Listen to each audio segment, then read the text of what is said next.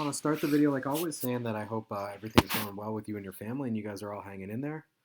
Um, this is our last lesson of the weekend. It's going to be hopefully not too long of a video, but I want to give you guys a more comprehensive update about the test and answer some questions. And I want to do that by sharing a letter that all the AP Lang teachers are going to be sharing with all parents. So the letter is linked here in Canvas. You don't need to share it with your families. It's going to get emailed to your families, but I just wanted to share it with you so you'll know exactly, and you'll also get the important information. Um, the second thing you guys are going to have to do for today is a Google form. Just thinking about, we know that the essay is going to be rhetorical analysis and what you want to get better on it. So this Google form is really all you need to fill out for today. I got most people's rhetorical analysis time right for Littman. I'm missing some of yours. And I'm thinking it's because you did them as a Google Doc. If you did it as a Google Doc, please share it directly with me. You don't have to turn it into Canvas. Also, as always, or from now moving forward, anytime we do a time write, roughly one a week, you guys can handwrite them or you can type them. And that will be an option on the test. So let's look at the parent letter, and this will be my way of showing you guys the updates for this year. And I originally had wanted to do just like one or maybe two updates, and I apologize for the slow drip of updates. The problem we're running into is that the College Board is literally figuring this out alongside of the rest of us, and so the updates kind of keep coming from them. So let me walk you through this letter. I'll spare you guys the introduction. You can look at that yourself. But as I told you yesterday, or Tuesday rather, the test is going to take place Wednesday, May 20th at 1 p.m.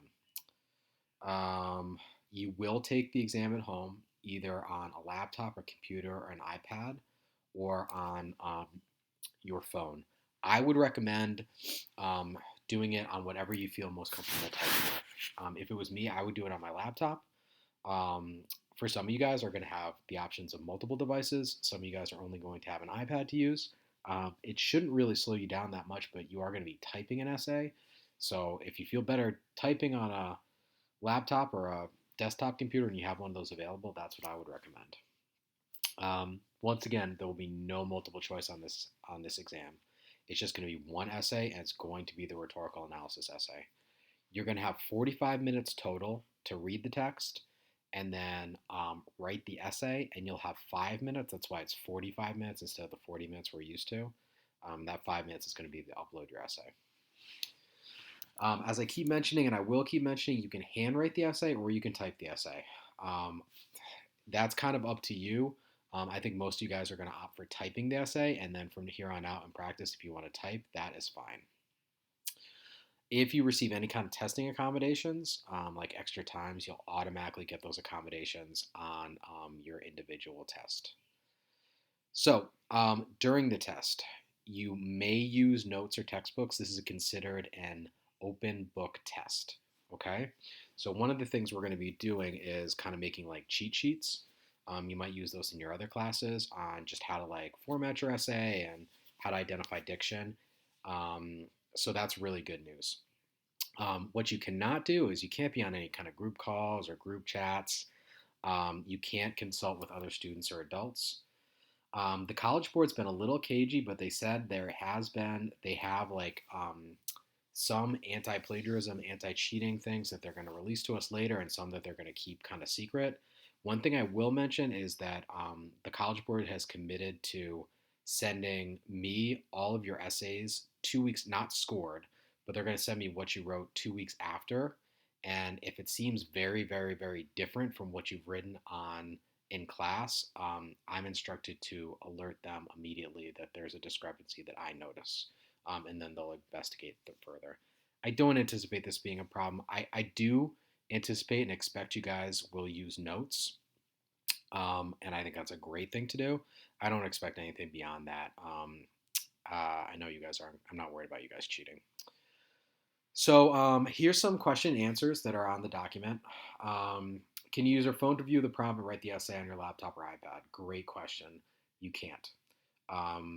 This is going to be true when you guys take some other standardized tests in your life, like the GREs for graduate school. Maybe many of you guys will take those, or the LSATs. Well, actually, I don't even know what they'll look like when you guys take them. But right now, they're the questions get pulled up, and then you submit the essay on the same page. If you don't have internet access at home or it doesn't work, we have up until April 24th, so the end of this month, to alert the College Board if any student doesn't have a device. You guys should all have your school issued iPad, but if you don't, let me know, please, or internet connectivity. Another thing to think about is if there, for any reason, I mean, most people have Wi Fi at home, and it's great that we do, but also I know in my home, if a bunch of us are on it, it gets a little bit overloaded. So if you're having like real problems with that, like really glitchy Wi Fi, let me know immediately.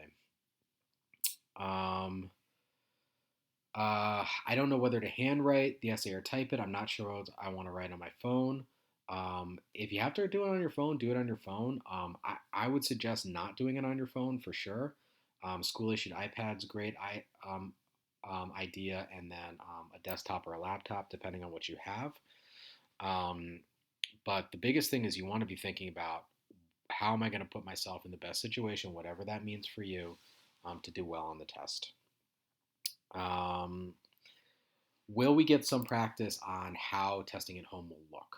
Because if you were just taking a regular test, and many of you guys have taken AP tests, you know, like it's very prescriptive. The proctor is going to tell you where to sit, where to start, flip the page. At home, it's not going to be like that. It's just going to be on your own.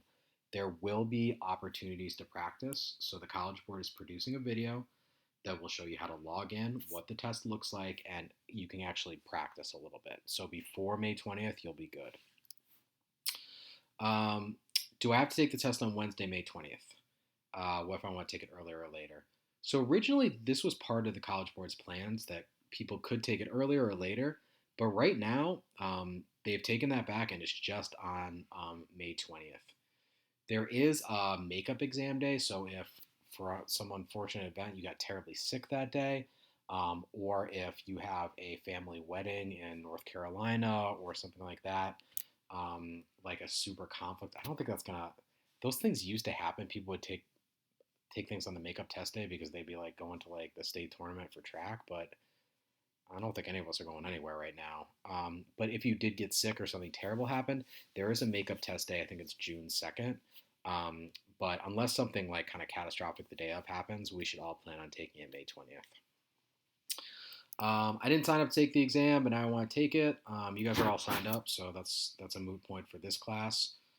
Um, can I have old rhetorical analysis essays or handouts my teacher take us when I'm taking the test? That okay? Yes. The College Board says they're okay with you having highlighted rubrics, um, note taking sheets, anything. The only thing you're not allowed to do is talk to someone else, whether that be in chat or discussion or anything like that. So now that we know what the test looks like, how will we prepare? We've been preparing all year. We've done a lot of this stuff. We are going to continue for the next 5 weeks. My rough plan is to do a bunch of practice time writes. I don't want to overload you guys with that, but I want you guys to get really comfortable finding the different rhetorical devices, and I want you guys to get really adept at analyzing them in great detail. And I think we have an awesome. I mean, we would normally be doing about 4 weeks of prep for 3 different essays and multiple choice, like one type of essay a week. We've got 5 weeks for this, so I think that means that I'm not gonna. It's not that we're gonna take our time, but we don't have to rush. I think we can go in depth. I think you guys will be in really, really good, um, in a really, really good situation. So I'm very happy about that.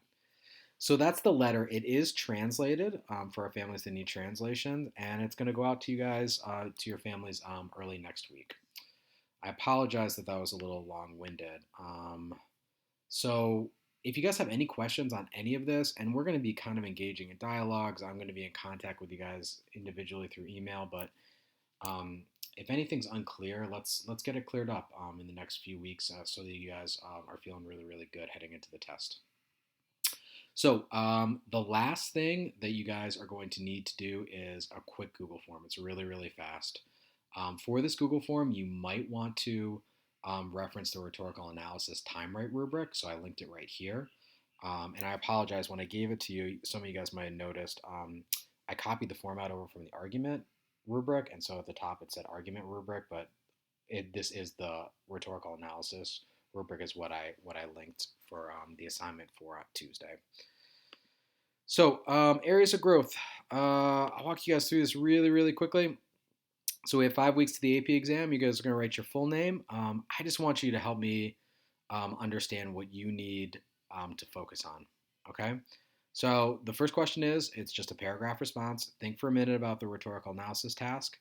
What areas do you feel strongly about? Do you feel like yeah, I understand how to figure out the question. I really get the reading, but I have trouble locating and analyzing rhetorical strategies, or I find the rhetorical strategies, but I don't know what to do with them. Or I really understand how the author's doing it. I just don't know how to organize my essay. I feel like I have good ideas, but I don't communicate them well. I want you to take some time to reflect and just write a short paragraph and tell me um, what am I doing well on and what do I struggle with. These are the three categories on the rubric: the thesis, evidence and commentary, and then sophistication. I want you to check the ones that you feel you need to improve on. So if you feel like you're good at thesis, leave it blank, but you feel like you want to get better at evidence and commentary and sophistication, check those. And then the final question is for any category you checked above, um, how would you like to improve? So, what do you need to do better on in terms of sophistication, evidence, and commentary? This is the place where looking at the rubric that's also linked under today's assignment might help. So that's it, you guys. I appreciate you guys hanging in here for me talking way too much. And the only assignment for today is just to complete this 3-question Google form. Your parents will get the letter I shared with you earlier. And then the other thing is share your timed writes if you haven't shared them with me if you did them as Google Docs. And let me know if you have any questions. Have a really awesome long weekend, and I will talk to you soon. Thanks.